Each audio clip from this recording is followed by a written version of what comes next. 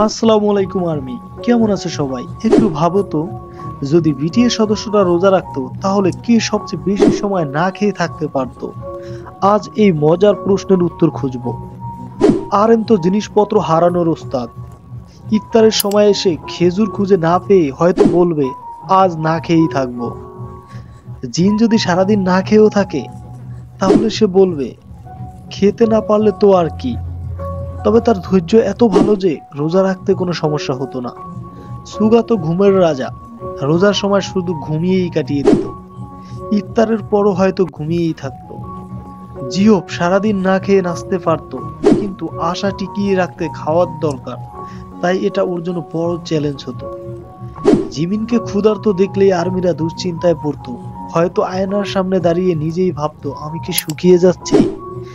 B এমনিতেই আলাদা দুনিয়ায় থাকে, রোজা রেখে ভুলেই যেত ইফতার করতে হবে। কেউ জিজ্ঞেস করলে হয়তো বলতো ইফতার মানে কি। জংকুক প্রচুর খেতে পারে, কিন্তু সেই সাথে কঠোর ডিসিপ্লিন ধরে রাখে, তাই হয়তো রোজা রেখেও জিমে এক্সারসাইজ চালিয়ে যেত। তাহলে কে জিতলো?